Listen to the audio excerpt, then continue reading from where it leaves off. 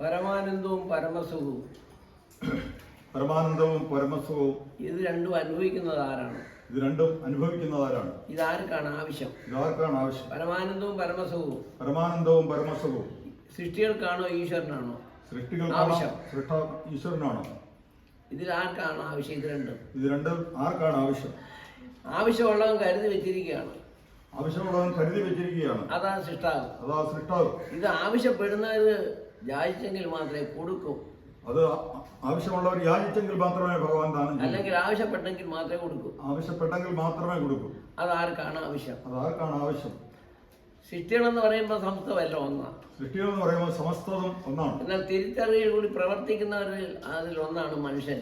തിരിച്ചറിവിൽ കൂടി പ്രവർത്തിക്കുന്നവരാണ് മനുഷ്യൻ. തീർച്ചയായിട്ടും ഇത് രണ്ടും ആവശ്യം മനുഷ്യന്മങ്ങൾക്കാണ്. രണ്ടും ആവശ്യം മനുഷ്യ ജന്മങ്ങൾക്കാണ്. എന്തിനാണ് അതിന്റെ കാരണം? എന്താണ് അതിന്റെ കാരണം? മനുഷ്യന്മ മറ്റുള്ളവരെ കൂടി പറഞ്ഞു കൊടുത്ത് മനസ്സിലായി ബോധ്യപ്പെടുത്തി ഇത്തരത്തിലാക്കി കൊണ്ടുവരണമെന്ന് വരിൽ മനുഷ്യന് മാത്രമേ സാധിക്കൂ. മറ്റുള്ള ആത്മാക്കൾ പറഞ്ഞ് ബോധ്യമായി കൊടുക്കണമെങ്കിൽ മനുഷ്യനെ കൊണ്ട് മാത്രമേ സാധ്യമാകൂ. കാരണം മനുഷ്യനിലാണ് ആത്മാവ് അടങ്ങിയിരിക്കുന്നത്. സൃഷ്ടികളിലെല്ലാം ജീവാത്മാവ് മാത്രമേ അടങ്ങിയിട്ടുള്ളൂ. മറ്റുള്ളതെല്ലാം ജീവാത്മാവ് മാത്രം അടങ്ങിയിട്ടുള്ളൂ. അത് പരമാത്മാവ് അടങ്ങിയിട്ടില്ല. ജീവാത്മാവ് മാത്രമേ അടങ്ങിയിട്ടുള്ളൂ. അതുകൊണ്ടാണ് അതിനെ ഒന്ന് ഭക്ഷിക്കാന്നൊക്കെ പറയുന്നത്. കാരണം അതാണ്. നീ നിന്റെ ജീവിതമാർഗം നിനക്ക് ഭക്ഷിക്കാനാ, മറ്റുള്ളതല്ല. അതിനകത്ത് പരമാത്മാവില്ല, ആത്മാവില്ല. അതിന് ജീവാത്മാവ് മാത്രമേ ഉള്ളൂ. അതുകൊണ്ടാണ് മനുഷ്യനെ ഉപദ്രവിക്കുമ്പോഴും അതിൻ്റെ ഫലമൊന്നാണ്. ജീവാത്മാവ് മറ്റുള്ളതിനെ കുട്ടികളെ നശിപ്പിക്കുമ്പോഴും ഉള്ള വ്യത്യാസം അതാണ്. ഈ ഈശ്വരനിലുള്ള അടങ്ങിയിരിക്കുന്ന മുഴുവനും മനുഷ്യലേക്ക് പകർന്നുകൊണ്ടേയിരിക്കുന്ന ഒന്നാണ്. അതിനെന്ത് വേണം? ചുമ്മാതെ കൈ കെട്ടിയിരുന്നത് കൊണ്ടോ ലോകമോഹത്തെ പറ്റി ചിന്തിച്ചിരുന്നത് കൊണ്ടോ അത് നമുക്ക് സിദ്ധിക്കുന്നില്ല. ചിന്തനം ഉണ്ടാകണം. എന്തായിരിക്കണം ഈ ചിന്തനം? ഇവിടെ നിന്ന് ഉത്ഭവിക്കുന്നു. ഉത്ഭവ സ്ഥലം ഇവിടെയാണ്. അവിടെയാണ് കണ്ടെത്താൻ സാധിക്കത്തുള്ളൂ. ഇത് പരസ്പരം നാം തന്നെ ചിന്തിച്ചിരുന്ന് അറിഞ്ഞ് ബോധ്യമാണോ? നാം തന്നെ ചിന്തിച്ച് തമ്മിൽ തന്നെ ആക്കിയിരിക്കണം. ഇത് എവിടെയാണ് അവസാനിക്കുന്നത്? എവിടെയാണ് ഉത്ഭവിക്കുന്നത്? എവിടെയാണ് അവസാനിക്കുന്നത്? എവിടെയാണ് ഉത്ഭവം? ഉത്ഭവത്തിൽ തന്നെ തിരിച്ചെത്തിച്ചേർന്നേ ഒക്കത്തുള്ളൂ. ഉത്ഭവസ്ഥാനത്ത് തന്നെ. കാരണം വീണ്ടും അവിടെ നിന്നാണല്ലോ ഇങ്ങോട്ട് പകർന്നുകൊണ്ട് വരേണ്ടത്. അപ്പൊ പഞ്ചശരീരം മണ്ണിലേക്ക് പോയത് അത് പിന്നെ പൊടിഞ്ഞ് നാശമായി പോകും. പഞ്ചശരീരം മണ്ണിലേക്ക് കഴിച്ചാൽ അത് വീണ്ടും തിരിച്ചിട്ട് വരുന്നില്ല. അതിനല്ലേ താൻ പറഞ്ഞത്, കല്ലാറയ്ക്കുള്ളിൽ പോയാൽ മടങ്ങി വന്നിടുകില്ല, തിരിച്ചു ജീവിച്ചു വന്നു ഫലം തിന്നാൻ കരുതാമോ. കണ്ടോ? കല്ലറയ്ക്കുള്ളിൽ പോയാൽ മടങ്ങി വരികയില്ല. അപ്പൊ അതിന് മുമ്പ് നാം ചെയ്യേണ്ടതെല്ലാം ചെയ്ത് തീർക്കണം. ആ സമയത്ത് കാലും കൈയിട്ട് അടിച്ച് ഭഗവാനെ വിളിച്ചാൽ നിഴല് പോലും അവിടെ കാണത്തില്ല. അന്ത്യസമയത്ത് കൈയും കാലും ഇട്ടടിച്ച് ഭഗവാനെ വിളിച്ചാൽ നിഴല് പോലും കാണത്തില്ല. കാരണം നീ ലോകമോഹത്തിന് പ്രേമിച്ച് നടന്നവനാണ്. സത്യത്തെ സത്യത്തെ മറികടന്നു പോയി. സത്യവിരുദ്ധമായി ജീവിച്ചു പോയി. ആ സമയം അതുകൊണ്ട് ഈ സമയം നീ എന്നെ വിളിച്ചാൽ കാണുകയില്ല. നീ അതിന് മുമ്പ് എന്താ സമ്പാദിച്ചു കൂട്ടി വിളിക്കുന്നത്? അവിടെ വിളിച്ചു. എന്താണ് സമ്പാദിച്ചു കൂട്ടിയത്? അതിനെ വിളിച്ചോളൂ. അത് കൂടെ വരാനുണ്ടോ? ഈ ലോകധനം കൂടെ വരാനുണ്ടോ? ഇല്ല. മനുഷ്യരീരം പോലെ ആ ധനവും കൂടെ വരുന്നില്ല. മനുഷ്യരീരം പോയി ധനവും കൂടെ വരുന്നില്ല. എന്നാൽ ആത്മസുഖം അങ്ങനെയല്ലല്ലോ. ആത്മാവ് അങ്ങനെയല്ലോ. അത് പരമാത്മാവും അല്ലേ? ആത്മാവിന്റെ അടങ്ങുന്നത് ജീവാത്മാവ് കൂടി ചേരുമ്പോഴാണ് ശരീരം ചലിക്കുന്നത്. പരമാത്മാവ് ജീവാത്മാവോട് ചേരുമ്പോഴാണ് ശരീരം ചലിക്കുന്നത്. അപ്പൊ അതായത് പെട്രോൾ അല്ലെങ്കിൽ വണ്ടി ഓടത്തില്ലെന്ന് പറയുന്നത് പോലെ ജീവാത്മാവ് ശരീരത്തിൽ പ്രവേശിക്കുമ്പോൾ മാത്രമേ ചലിക്കുന്നുള്ളൂ. ജീവാത്മാവ് പരമാത്മാവ് ഉണ്ടെങ്കിലേ ചലിക്കുന്നുള്ളൂ, പ്രവർത്തിക്കുന്നുള്ളൂ. ഇത് നാം തിരിച്ചറിയണം. ഇത് നാം നമ്മിൽ തന്നെ തിരിച്ചറിയുന്നതാണ് ആത്മബോധം. ആ തിരിച്ചറിവാണ് ആത്മബോധം. ആ ബോധമാണ് നമ്മെ ജ്ഞാനത്തിലേക്ക് എത്തിച്ചേർന്നത്. ആ ബോധമാണ് നമ്മളെ ജ്ഞാനത്തിലേക്ക്. ജ്ഞാനം ശിരസാണ്, ബ്രഹ്മമാണ്. അവിടെ നിന്നാണ് എല്ലാം മനസ്സിലാക്കാൻ കഴിയുന്നത്. എന്ന് പറയുന്നില്ല, അവന് മന്ദബുദ്ധിക്കാരനായി പോയി, അവന് രക്തം എന്റെ നിലയ്ക്ക് അല്ലെങ്കിൽ ഇന്ന പോലെ എന്റെ പ്രവർത്തി ഗുണം കൊണ്ട് സംഭവിച്ചെന്ന് പറയുന്നതിന്റെ കാരണം അതാണ്. അപ്പൊ അത്ര നിഷ്കളങ്കമായി നിർമ്മല മാനസമായിരിക്കുന്നു. അതുപോലെ തന്നെ ശിരസുമായിരിക്കുന്നു. അതാണ് ശിരസ് ബ്രഹ്മമാണെന്ന്. കാരണം അതാണ്. അവിടെ നിന്നാണ് എല്ലാം സംഭരിച്ചു വെച്ചിരിക്കുന്നത്. ഇത് മനുഷ്യൻ അറിയുന്നില്ല. ഈ ചിന്തിച്ചാൽ അന്തമില്ലാത്തൊരവസ്ഥയാണ്. നാം ആ ഭാഗത്തേക്ക് ചിന്തിച്ചാൽ ചിലർ പറയും, ചിന്തിച്ച് എനിക്ക് തല പോവുകയെന്ന്. അല്ലെന്ന് ഒരു തലയ്ക്ക് വലിയ ഭാരം, വലിയ കട്ടി, വലിയ പ്രയാസമെന്ന് തോന്നും. തീർച്ചയായിട്ടും ആത്മീയം ചിന്തിച്ച ഒരു പ്രശ്നവും ആത്മീയം ചിന്തിച്ചാൽ യാതൊരു പ്രയാസം ഉണ്ടാകുന്നില്ല.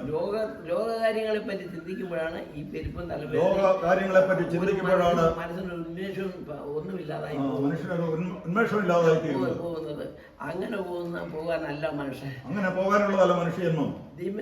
ദൈവത്തിലേക്ക്, ആ ശക്തിയിലേക്ക്, ശക്തി മനസ്സിന്റെ ശക്തി പകർന്നു കൊടുക്കണം. ആ ശക്തിയിലേക്ക് മനുഷ്യന്റെ ശക്തി പകർന്നു കൊടുക്കണം. അപ്പോൾ നാം ഒരു പുരാണങ്ങളിലോ ഗ്രന്ഥങ്ങളിലോ കാണാത്ത ഭാഗം തെളിഞ്ഞു വന്നുകൊണ്ടേയിരിക്കും. അപ്പോൾ ഗ്രന്ഥങ്ങളിൽ കാണാത്ത ഒരു ഭാഗം തെളിഞ്ഞു വന്നുകൊണ്ടേയിരിക്കും. ആ തെളിഞ്ഞു വന്നുകൊണ്ടിരിക്കും. അപ്പോൾ വിചാരിക്കും, ഓ, ലോകം മുഴുവൻ ഈ കെട്ടുകട ഉണ്ടെങ്കില്ല പോകുന്നത്. അപ്പോൾ ബോധ്യമാകും തന്നിൽ തന്നെ ജന്മം പാഴായി പോയി എന്ന് നമുക്ക് തന്നെ നമ്മിൽ തന്നെ ബോധ്യപ്പെടാൻ സാധ്യം. ഇതാണ് ആത്മീയ ചിന്തയിൽ കൂടി മാത്രമേ അതറിയാൻ സാധിക്കൂ.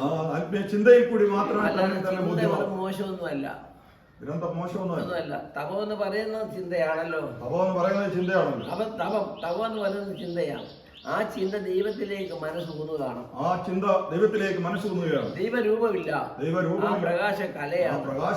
അപ്പൊ ആ കലയെ കൂടി ഈശ്വര രൂപം നമ്മൾ അന്തരാത്മാവ് തെളിഞ്ഞു കാണും. അപ്പോഴവനെ കണ്ടേ ഞാൻ ആചാര്യ രൂപത്തെ ഞങ്ങൾക്ക് സംഘമൊഴികൾ എന്ന് പറയാൻ കാരണം അതാണ്. അപ്പൊ നമുക്ക് ഹൃദയത്തിലാണ് നാം കാണുന്നത് ഈശ്വര രൂപം പുള്ളി കാണുന്നത്. അപ്പോഴാ പറഞ്ഞത്, കണ്ടേ ഞാൻ ആചാര്യരൂപം എന്റെ ശങ്കിൽ പതിഞ്ഞുള്ള തങ്കമൊഴികൾ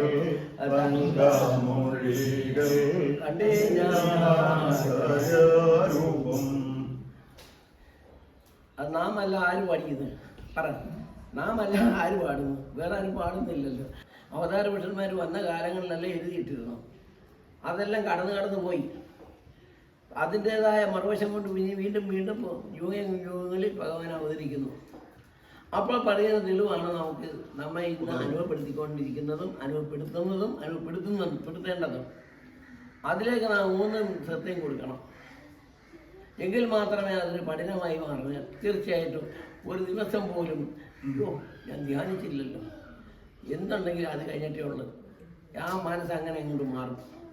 അങ്ങനെ മാറുന്നവരാരുണ്ട്? അങ്ങനെ മാറുന്നവരാരുണ്ട്? ആരുമില്ല. അപ്പോൾ മനസ്സങ്ങനെ വരരുത്. മനസ്സ് നമ്മിലായി തന്നെ ഇരിക്കണം. അതിൽ കൂടി മാത്രമേ നാം ഉണർന്നു വരുത്തുള്ളൂ. നമ്മളാണ് അവനവന്റെ ഹൃദയമാണ്. ആ ഹൃദയത്തിലാണ് ഇതെല്ലാം സംഭരിക്കുന്നത്. അതായത് പിന്നെ നമ്മൾ ശുഭാനാശ്രമത്തിൽ ഒരു പ്രധാനപ്പെട്ട ഒരു ചടങ്ങ് പറയുന്നത്, അവനെ ഒരു സദസ്സിൽ ചെന്നു. ഭക്തരെ അല്പം ഒന്ന് സംസാരിച്ചാട്ടെ എന്ന് പറയുമ്പോൾ അവൻ ചാടി എഴുന്നേറ്റ് ഗുരുവിനെ നമസ്കരിച്ചിട്ട് സ്ഥാനത്തോട്ട് മാറി നിൽക്കും. ആദ്യം അവൻ ഗുരുവിനെ മനസ്സിൽ ചിന്തിച്ചിട്ട് അവൻ പഠിച്ച പാഠം മുതൽ പയ്യെ തുടങ്ങും ആത്മീയത്തിൽ. അങ്ങനെ പറയുമ്പോൾ അവനറിയാതെ ഓരോരോ കാര്യവും ഇങ്ങനെ പറഞ്ഞുകൊണ്ടേയിരിക്കും. അത് കളങ്കമറ്റതായിരിക്കണം. കളങ്കമറ്റത് നമ്മുടെ ഹൃദയത്തിൽ കളങ്കമറ്റമല്ലെന്നെങ്കിൽ ഈ കളങ്കത്തിൽ കൂടി ജീവിച്ചു കഴിഞ്ഞാൽ അനുഭവിക്കുന്ന സുഖമില്ല. അതിനു വേണ്ടിയിട്ടല്ലേ ദിവസം ചെയ്യുന്നത്. പറയുന്നു, ഞാൻ എവിടെല്ലാം പോയി, ഒരു സുഖവും നമുക്കില്ല എന്ന് പറയാൻ കാരണം എന്താ? തന്നെ താൻ ചിന്തിച്ചു നന്നായി അറിയാതെ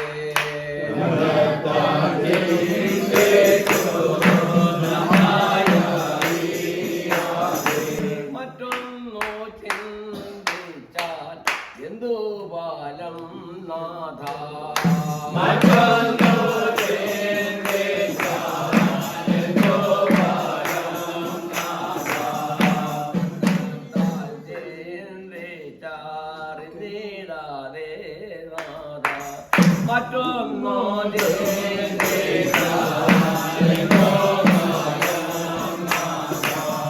സമ്പത്തും സൗഭാഗ്യം തന്നിലായി നൽകുക.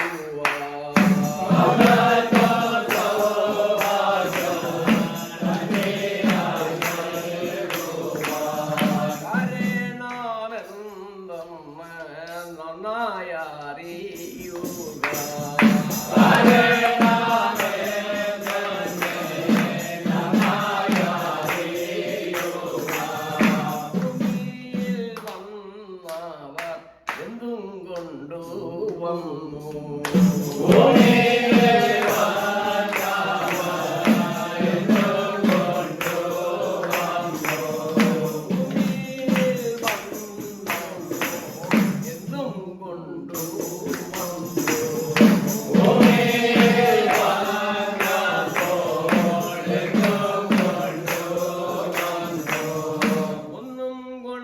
കൊണ്ടല്ലോ ഭൂമിയിൽ വന്നതേ.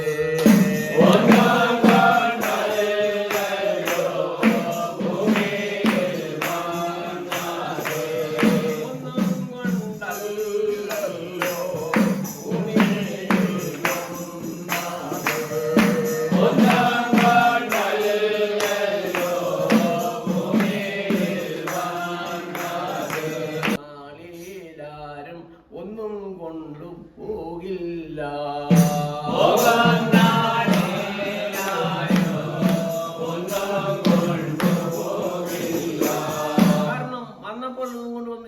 കാരണം വന്നപ്പോഴൊന്നും കൊണ്ടല്ലോ വന്നത്. ഇനി തിരിച്ചു പോകുമ്പോഴും ഞാൻ കൊണ്ടുവന്നു, ഇനി തിരിച്ചു കൊണ്ടുപോകണോ, എന്താ ഇവിടെ കൊണ്ടുവന്നു? തിരിച്ചു പോകുമ്പോഴും കൊണ്ടുവന്നതായിട്ടൊന്നും ഇല്ലല്ലോ കൊണ്ടുപോകാൻ. വന്നതുപോലെ അങ്ങ് പോവുകയല്ലേ? വന്നതുപോലെ അങ്ങ് പോവുകയല്ലേ? ഇത് ജീവിതത്തിൽ ആരെങ്കിലും ഓർക്കുന്നുണ്ടോ? ജീവിതത്തിൽ എല്ലാവരും ഓർക്കേണ്ട കാര്യമാണ്. എല്ലാവരും ആരെങ്കിലും ഓർക്കുന്നുണ്ടോ? ഓർക്കേണ്ടതല്ലയോ? എല്ലാവരും ഓർക്കേണ്ടതല്ലയോ? അങ്ങനെയാണെങ്കിൽ ധർമ്മം എന്ന് പറഞ്ഞാൽ അധർമ്മം അല്ലല്ലോ. ആ ധർമ്മം അധർമ്മമല്ലല്ലോ. ധർമ്മം ചെയ്യാന്ന് പറയുമ്പോൾ അധർമ്മമല്ല.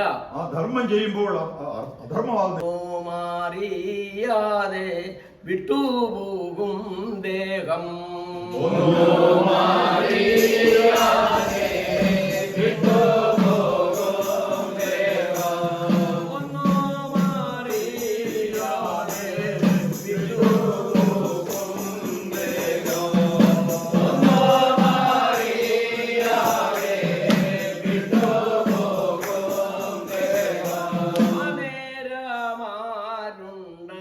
തുണയായി വന്നീരാ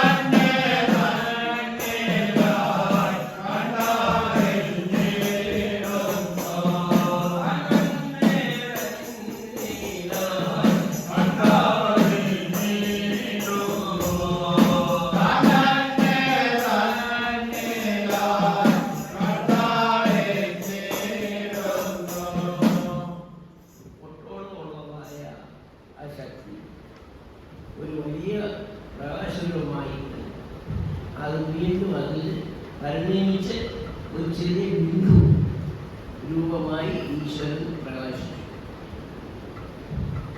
അതിൽ കൂടി തന്നിലേക്ക് പകർന്നു കാണുന്നു ലോകാരംഭം. അതിന് ഈ ലോകാരംഭം, ഈ ലോകാരംഭത്തിൽ ലോകത്തിന് വേണ്ടി സൃഷ്ടിക്ക് വേണ്ടി എന്തെല്ലാം ആവശ്യമായി കാണണം എന്നുള്ളത് താൻ നിലച്ചു. അപ്പോഴാണ് അതിനാവശ്യമായ ഉപകരണങ്ങളെല്ലാം താൻ തന്നെ കണ്ട് മനസ്സിലാക്കി വെച്ചു. അതിന് ശേഷമാണ് ഓംകാരം എന്ന വിനോടും തന്റെ ശബ്ദത്തിൽ കൊണ്ട് ലോകം പ്രകാശിച്ചു. ശൂന്യമായ പ്രളയം എങ്ങും നീങ്ങി വിളങ്ങി പുള്ളിക്കളിക്കുന്ന ഒരു അനുഭവം തന്നെയായി താൻ കണ്ടു. അതിൽ കൂടി അതിനെ പലതരങ്ങളായി മാറ്റി ഭൂമിയാക്കിയെടുത്ത് അവിടെ തന്റെ വിത്ത് വിതച്ച് കൃഷിയാക്കണം എന്ന് താൻ തന്നെ നിരൂപിച്ചു. അതിനു വേണ്ടിയുള്ള ഉപകരണങ്ങൾ എന്തെല്ലാമാണെന്ന് താൻ തന്നെ ചിന്തിച്ച് മനസ്സിലാക്കി. അത് കൂടിയാണ് തന്റെ ശബ്ദം കൊണ്ട് പ്രളയം കരയായി, കടൽ കരയായി, ഭൂമി ലോകമായി, ആകാശബിന്ദുവായി, ഇവിടെ ശൂന്യമായിട്ടുള്ളതെല്ലാം അങ്ങ് തന്റെ ശബ്ദത്താൽ മുകളിലാക്കി എല്ലാവരും ഭാഗപ്പെടുത്തി നിലനിർത്തിക്കൊണ്ട് ഭൂമി, ആകാശം ഭൂമിക്കൊരു കൊടയായി നിലനിർത്തിക്കൊണ്ട് അതിൻ്റെ ഉള്ളിലാണ് താൻ ഈ കൃഷിയെല്ലാം ചെയ്തിരിക്കുന്നത്. അതിനകത്ത് എല്ലാ കൃഷികളും ഉണ്ട്. അതിന് എന്താണ് ഈ കൃഷിയുടെ ആവശ്യം? ഇവിടെ കൊയ്തു വരുത്തിയെടുക്കുന്ന ആരാ പഠിക്കുന്നത്? അതെല്ലാം താൻ നേരത്തെ കണ്ടറിഞ്ഞതിന് ശേഷമാണ് ഇവിടെ കൃഷി തുടങ്ങിയത്. ഇതെല്ലാം ചെയ്തതിന് ശേഷമാണ് മനുഷ്യന്മാർക്കുള്ള ജന്മം കൊടുക്കുന്നത്. കാരണം ഇത് പാകപ്പെട്ട് വരുമ്പോൾ ഇത് ഭക്ഷിക്കാൻ ആൾ വേണമല്ലോ, അതിനാണ് മനുഷ്യന്മത്തെ സൃഷ്ടിച്ചത്. പച്ചപ്പുറമുള്ള മഞ്ഞരികളുണ്ട് 5 ഭാഗത്തെ ഭൂമിയെ ഭാഗിച്ചു നിലനിർത്തി. എന്തിനാണ്? നോക്കുമ്പോൾ ഭൂമി മാത്രം, പക്ഷെ 5 അവസ്ഥ അതിലേക്ക് ആക്കി വെച്ചിരിക്കുകയാണോ? അതിൽ കൂടി പച്ചപ്പുറമുള്ള ദേഹം എന്ന ഗ്രഹത്തെ താൻ തീർത്തു വെച്ചു. വിശ്വകർമ്മൻ ഒരാൾക്ക് പറയുന്നുണ്ട്, വിശ്വകർമ്മനാണ് ഭഗവാന്റെ ഭൂമിയിൽ ആദ്യമേ താമസിക്കാൻ നിവസിക്കാൻ ഗ്രഹം ഉണ്ടാക്കിയിട്ടുള്ളത്. അപ്പോൾ അതിനൊരു ആളുണ്ടായിരിക്കണം. അപ്പൊ അതിനെ ആരെ നിയോഗിച്ചു? ബ്രഹ്മത്തിനെ. അതിൽ കൂടിയാണ് പഞ്ചഭൂതമായ ദേഹത്തെ 5 ഭാഗത്തെ തരംതിരിച്ച് ഉപകരണങ്ങളാക്കി മാറ്റിയത്. അങ്ങനെയാണ് 5 വർഗക്കാർ പണിക്കാരും ഈ ഭൂമി കാണുന്നത്. ആശാരി, മൂശാരി, കൊല്ലം കെട്ടാൻ എന്ന് 5 വ്യവസ്ഥ ഒരിക്കലാക്കി വെച്ചു. അവരാണ് ഓരോന്നും തരംതിരിച്ച് മാറ്റി അത് ഭാഗപ്പെടുത്തിയെടുക്കാൻ അവരെ നിയമിച്ചു. മറുവശത്ത് ഭൗതിക വശം യഥാർത്ഥ സർക്കാർ. അങ്ങനെ രൂപാന്തരപ്പെടുത്തിയാണ് ഭൂമിയിൽ മനുഷ്യനെ ഗ്രഹങ്ങളാക്കി തീർന്നത്. എന്തിനു വേണ്ടി? തന്റെ അധിവാസം ഭൂമിയിൽ മനുഷ്യ ഗൃഹത്തിൽ കൂടി സ്ഥിതി ചെയ്യുന്നു. അതാണ് യഥാർത്ഥ പ്രതിഷ്ഠ. അതാണ് വിളിച്ചാൽ ഉണരുന്ന ഈശ്വരന്റെ പ്രതിഷ്ഠയാണ് മനുഷ്യൻ. ഈശ്വരന്റെ വാഹനമാണ് മനുഷ്യ ശരീരം. അവിടെയാണ് താൻ സ്ഥിതി ചെയ്യുന്നത്. അല്ലാതെ കല്ലിലോ മരത്തിലോ കട്ടയിലോ ഒന്നും അല്ല. അങ്ങനെ ഈശ്വരൻ സ്വയമായി പ്രകാശിക്കുന്ന ഒരു മനുഷ്യ ഹൃദയത്തിലാണെന്നുള്ള ബോധം ലോകത്തിൽ ഉണ്ടാകുവാൻ പ്രവർത്തിക്കണം. ആത്മബോധികൾ കൂടുകൂടി മാർത്താൽ പോരാ. ഇങ്ങനെയൊരവസ്ഥ നമുക്കൊരു ഗുരുവുണ്ട്, ഭഗവാനുണ്ട്, കാസാൽ കല്ലുകൾ നൽകിയാണെന്ന് പറഞ്ഞ് ലോകത്തെ ബോധ്യപ്പെടുത്തുവാൻ ധൈര്യമായിട്ട് ഇറങ്ങിത്തിരിക്കണം. അതാണ് ഭക്തർ ശിഷ്യരുടെ കടമ. ഭഗവാന്റെ ശിഷ്യരുടെ കടമ ഏതാണ്? അല്ല കൂട്ടുകെടുത്തിരുന്നത് വല്ലെന്ന് പറയുന്നതായാലും അല്ല. ഇറങ്ങി സഞ്ചരിക്കണം. ശുഭാനന്ദൻ ആരാണെന്ന് തന്റെ ശിഷ്യന് പറഞ്ഞ് മനസ്സിലാക്കണം. അതിനാണ് താൻ അറിഞ്ഞതിനെ മറ്റേക്ക് പകർത്തിക്കൊടുക്കണം തന്റെ ശബ്ദം വന്നിരുന്നത്. നീ അറിഞ്ഞതിനെ നിന്റെ സത്യത്തെ നീ മറ്റുള്ളവരിൽ പകർത്തി ഇങ്ങനെ ഒരു സ്ഥാനമുണ്ടെന്നും അവരിലേക്ക് എത്തിച്ചേർക്കാൻ നിന്നെ ഞാൻ നിയമിച്ചിരിക്കുന്നു ആരോട് പറഞ്ഞു? ഈശ്വരൻ തന്റെ പ്രത്യേകന്മാരോട് പറഞ്ഞു. അതാണ് ഇന്ന് ലോകത്തിൽ എവിടെയും പ്രവർത്തിച്ചുകൊണ്ടിരിക്കുന്നത്. ആ പ്രവർത്തന ശൈലി ശുഭമാണെങ്കിൽ, ശുദ്ധമാണെങ്കിൽ അതിന് കളങ്കമറ്റ ചിന്ത വരും. അതിൽ കൂടി ഈശ്വരൻ ആരാണെന്ന് ആർക്കും എവിടെ കാട്ടിക്കൊടുക്കാം. അതിനോട്ട് അടച്ചിരിക്കേണ്ട ഒരു കാര്യങ്ങളുമില്ല. തന്റെ ശബ്ദത്താൽ ഉണ്ടായ ലോകം തന്റെ ശബ്ദത്താൽ തന്നെ കൊടുക്കുന്നു, വീണ്ടെടുക്കുന്നു, പ്രവർത്തിക്കുന്നു. യഥാർത്ഥത്തിൽ നാം ചിന്തിച്ചു നോക്കുകയാണെങ്കിൽ ആദ്യ അന്തമില്ലാത്ത ഈശ്വരന്റെ പ്രവർത്തനം ശുഭാനന്ദൻ ഭൂമിയിൽ തെളിവാക്കി തന്നിരിക്കുന്നു. മറ്റുള്ള അവതാര പുരുഷന്മാരെല്ലാം വന്നിട്ട് ഗ്രന്ഥങ്ങളിലൊന്നും ഇതൊന്നും കാണുന്നില്ലല്ലോ, ഇത് പറഞ്ഞിട്ടില്ലല്ലോ, കാണുന്നുണ്ടോ? അപ്പൊ യഥാർത്ഥത്തിൽ ഭഗവാൻ ആരാണ്? ശുഭാനന്ദൻ ആരാണ്? പറഞ്ഞു. അവന്റെ വിസ്താരം, അവന്റെ ശബ്ദം, അവന്റെ പ്രവൃത്തി, അവനെ കൊണ്ടുള്ള അനുഭവം തന്റെ ശിഷ്യന്മാരിൽ പകർത്തി കൊടുക്കണം മറ്റുള്ളവര്, ഇതറിയാത്തവര്. ഇതാണ് ധർമ്മം. അധർമ്മത്തിനല്ല നാം പോകേണ്ട, ധർമ്മമാണ് ചെയ്യേണ്ടത്. ധർമ്മം എവിടെ ഉണ്ടോ അവിടെ ഈശ്വരനുണ്ട്. ധർമ്മം എവിടെ പുലർത്തുന്നു അവിടെ ശുഭാനന്ദനുണ്ട്. അത് യാതൊരു സംശയവുമില്ല. ഊടുകൂട്ടി മഞ്ചേരിയിലും പാർത്ത കാലമൊക്കെ അറിയാമല്ലോ. ഒരു അതിൽ നിന്ന് പോയി മഞ്ചേരിയിലും മൺപടം പോലെ ഒടിഞ്ഞു പോയി. അതിനുള്ളിൽ വസ്തു നിങ്ങൾ നഷ്ടപ്പെട്ടു പോയോ? അതല്ലേ ശുഭാനന്ദം. അതിനുള്ളിൽ മനുഷ്യരെ എഴുതി പ്രാർത്ഥിക്കുന്നതാണ് ആനന്ദൻ, ശുഭാനന്ദൻ. ആ ആനന്ദമാണ് നമ്മൾ അനുഭവിച്ചുകൊണ്ട് മറ്റുള്ളവരിലേക്ക് പകർത്തി കൊടുക്കേണ്ടത്. അത് നാം എവിടെ ചിന്തിച്ച് ഏത് സ്റ്റേജ് കയറിയിരുന്നാലും പഠിച്ചോണ്ട് കയറണ്ട. തന്നെ ചിന്തിച്ചൊരു വാക്ക് പറയുമ്പോൾ അടുത്ത വാക്ക് താൻ തന്നെ പറഞ്ഞുകൊണ്ടേയിരിക്കും. അത് പറഞ്ഞാലും തീരത്തില്ല, എഴുതിയാലും തീരുന്നതല്ല ശുഭാനന്ദന്റെ ചരിത്രം. അത് നിർമ്മിതമല്ല, നിർമ്മിതമല്ല. യഥാർത്ഥത്തിൽ സ്വയം പ്രകാശമാണ് ഈശ്വരൻ. അതാണ് ലോകം 120 രാജ്യങ്ങളിൽ പോയിരുന്നതിൽ വാക്ക് വെക്കാനുണ്ടോ, എഴുതിയിരിക്കാനുണ്ടോ? പറഞ്ഞു. എവിടെയും ഈശ്വരന്റെ സ്ഥാനമുണ്ട്. അതിനെ പാലിക്കുന്നവരോട് ചേർന്ന് വരുന്ന ഒരു അധികാരി സ്ഥാനം ശക്തി അവിടെ ഉണ്ടായിരിക്കും. അതിന്റെ രാഷ്ട്രീയമല്ലാതെ രാഷ്ട്രീയക്കാർ പോലും മാനിക്കുന്നത് ഈശ്വര സേവയാണ്. അതിനപ്പുറമുള്ള മറ്റുള്ള കാര്യങ്ങളല്ല. അപ്പൊ ഏതിനും ഉയർത്തിയായി നിൽക്കുന്നത് ശുഭാനന്ദൻ നാമം പാടിത്തോതിക്കോ ആനന്ദിക്കും കാലം, പാടിത്തോതിക്കോ ആനന്ദിക്കും കാലം, ആനന്ദിക്കും കാലം, പാടിത്തോതിക്കോ ആനന്ദിക്കും കാലം, പാടിത്തോതിക്കോ ആനന്ദിക്കും കാലം, പാടിത്തോതിക്കോ ആനന്ദിക്കും കാലം, ആനന്ദിക്കും കാലം, കാലം കലിയുഗം, ആനന്ദിക്കും കാലം, കാലം കലിയുഗം, കാലം, കാലം കലിയുഗം, ആനന്ദിക്കും കാലം, കാലം കലിയുഗം. കാണാതെ പോയോനെ കണ്ട വിദ്യനാഥ, കാണാതെ പോയോനെ കണ്ട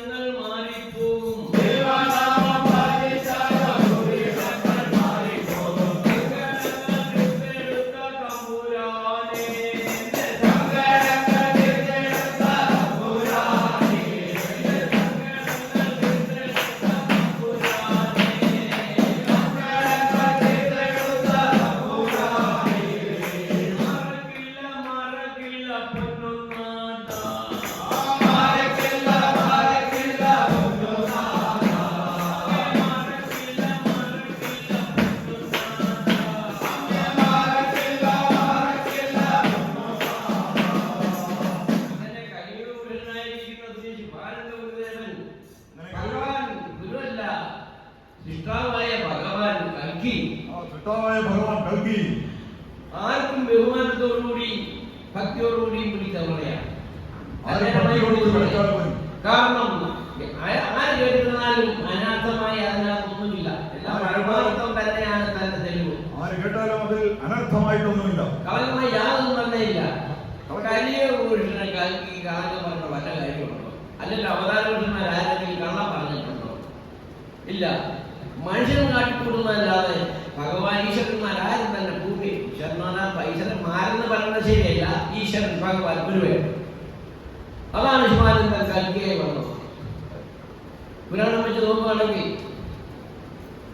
ഈ അവതാരങ്ങൾക്ക് ആരാണ്? ഏത് കുലമാണ്? കുലം പറയേണ്ട, ജാതി പറഞ്ഞിടേണ്ട, പകവനൊരുവനുള്ളേ മനതാരങ്ങൾ. ജാതി പറഞ്ഞിടേണ്ട, കുലവും പറഞ്ഞിടേണ്ട, പകവനൊരുവനുള്ളേ മനകളിൽ. പാടിത്തോതിച്ചുകൊള്ളുക നാമസങ്കീർത്തനങ്ങൾ, പാടിത്തോതിച്ചുകൊള്ളുക നാമസങ്കീർത്തനങ്ങൾ.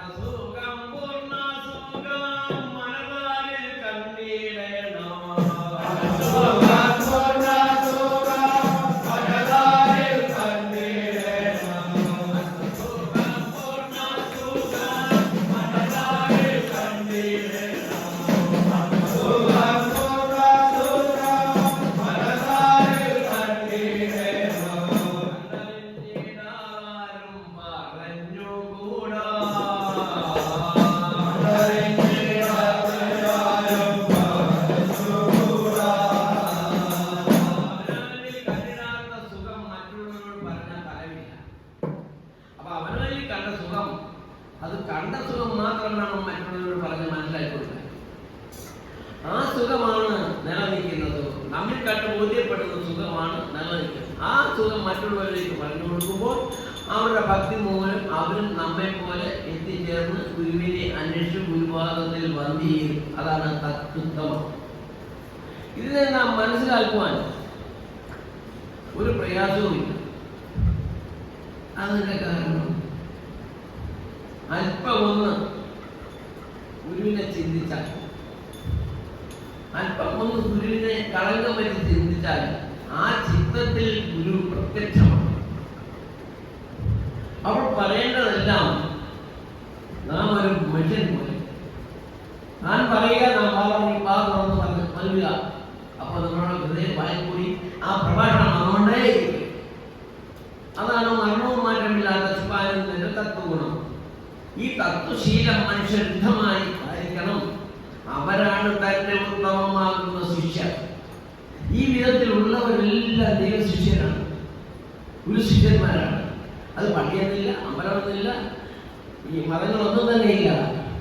മനുഷ്യരിൽ അറിവുണ്ടാകണം. അതാണ് ശുഭാനന്ദൻ പറഞ്ഞിരിക്കുന്നത്. എന്താണ് താൻ പറഞ്ഞത്? എന്താണ് പറഞ്ഞത്? ശുഭം ആനന്ദം, അതിനപ്പുറം മറ്റൊന്നില്ല. അതിനുവേണ്ടിയല്ലേ നിങ്ങൾ തേടി നടക്കുന്നത്. അതിവിടെ വന്നാൽ ലഭിക്കേനും ആത്മസുഖം ലഭിക്കുന്നു. ആത്മസുഖം പഞ്ചഭൂത ദേഹം തന്നിൽ ബോധ്യമാക്കിയിട സുഖം. പഞ്ചഭൂത ദേഹം തന്നിൽ ബോധ്യമാക്കിയിട സുഖം. പഞ്ചഭൂത ദേഹമാകിൽ ബോധ്യമാക്കിയിട സുഖം. പഞ്ചഭൂത ദേഹം തന്നിൽ ബോധ്യമാക്കിയിട സുഖം. തേടി തേടി തേടി മാറ്റങ്ങും പോയിടേണ്ട.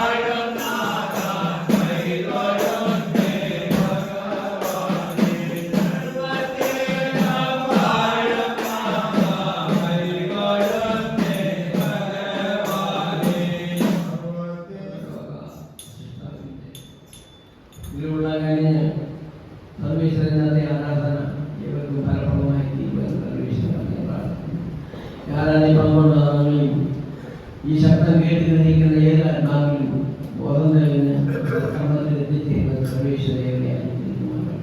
ഇതുവരെ നേടുന്ന പോലെല്ലാം ശക്തിക്കും ഇതിന്റെ പരീക്ഷയിൽ വിജയത്തിന്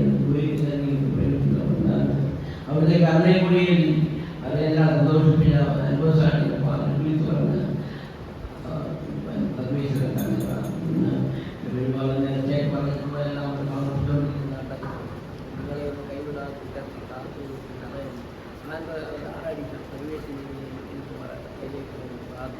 നിക്കളങ്കത്തിനും അതാണ് വാഴുന്ന അടിയങ്ങളുടെ പരിശുദ്ധമുള്ള പരമജീവൻ ഏഴെയും അന്മേനിയുള്ള സന്താനങ്ങളെ കഴിഞ്ഞ ആഴ്ച മുതൽ അടുത്ത കാവലിൽ കാത്തുസൂക്ഷിച്ച് നിന്നോടൊക്കെ ഈ ആഴ്ച മുതൽ അടുത്ത ആഴ്ച വരെ അതിനും കൂടാൻ കാത്തുസൂക്ഷിച്ച് ജനക്ഷങ്ങളെ കോർത്ത് എത്തിച്ചേർന്ന് മംഗളകരമായി ശുഭമായി തരുവാൻ സർവേശ്വരന്റെ കർണങ്ങൾ പ്രാർത്ഥിക്കുന്നു. കാലിൻ്റെ ദൂതഗണങ്ങളും ചേർന്ന് പരീക്ഷിക്കുകയും എത്രയും മംഗളമാക്കി തരുന്ന നിങ്ങൾ പൂർണ്ണമായും വിശ്വസിച്ച് പ്രാർത്ഥിക്കുന്ന പ്രാർത്ഥനയെ കൈക്കൊണ്ട് ശക്തി നീ കേട്ട് ഗ്രഹിച്ച് അത് നടപ്പിലാക്കി തരുവാൻ കൃപയുമാറാൻ അതുകൊണ്ട് മറ്റാരാളും കണ്ണീരോടുകൂടി കരയുന്ന കണ്ണുകളെ കണ്ടറിയുന്ന സങ്കടങ്ങളെ എല്ലാം ദൈവത്തിൽ രക്ഷിച്ച് സന്തോഷിപ്പിക്കുക തന്നെ പ്രാർത്ഥിക്കുന്നു. കടവാദ്യം മുഴുവൻ നാളുകളുടെ കടമെന്ന് മാറ്റുന്നതിൽ നിന്ന് വഴി വശം തിരിച്ചു കൊടുക്കാൻ തന്നെ പ്രാർത്ഥിക്കുന്നു. രൂപ മേടിക്കഴിഞ്ഞാൽ നാളെ തീർക്കായി ശരീരം കൊടുത്ത് എത്രയും വേഗം കർമ്മം ചെയ്ത് എൻ്റെ പാർട്ടി കർമ്മസേവ ചെയ്യുക തന്നെ പ്രാർത്ഥിക്കുന്നു. കടന്നുപോയ ആത്മാക്കളെ നിത്യശാന്തിക്ക് വേണ്ടി രൂപയിൽ കൊണ്ട് ശാന്തിക്കുന്നു ചെയ്യുന്ന കുഞ്ഞുങ്ങളുടെ വിജയത്തിന് വേണ്ടി ജോലി കാര്യങ്ങൾ കൊണ്ടുന്ന വാഹനം തുറന്നുകൊണ്ട് അതിന് സന്തോഷം അറിയിക്കാൻ തന്നെ പ്രാർത്ഥിക്കുന്നു. സത്യസന്ധമായ മനഃശക്തി ഇതിനുവേണ്ടി നേർച്ചയും വഴിപാടുകളും പ്രവേശന ചെയ്തുകൊണ്ടിരിക്കുന്ന ഓർമ്മകൾ ഉയർത്തി കാരണ കൈമേൽ കൊടുക്കാൻ തക്ക വ്യക്തിക്കാരനെ പ്രാർത്ഥിക്കുന്നു. അതിൻ്റെ പാദത്തിൽ 1 പൈസ വെക്കുമ്പോൾ 10 പൈസ അവസാനങ്ങളിൽ വന്നു ചെയ്യുവാൻ കാരനെ പ്രാർത്ഥിക്കുന്നു. എങ്കിലേ വീണ്ടും വീണ്ടും ഇതിൻ്റെ പാദ സേവയിൽ ജീവിക്കുവാനും സംഭാവനയും കഴിയുന്നു.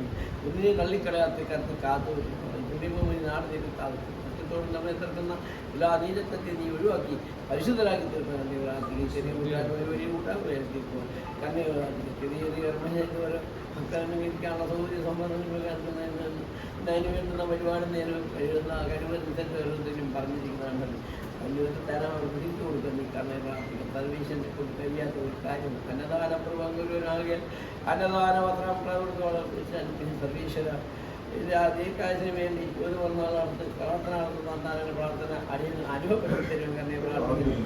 ഇതിലേക്ക് യോഗങ്ങളെ ഇന്ത്യയിൽ പ്രാർത്ഥിച്ചു കുഞ്ഞുങ്ങളെയും അധികം പരമേൽപ്പിച്ച് പ്രാർത്ഥന സംശക്തി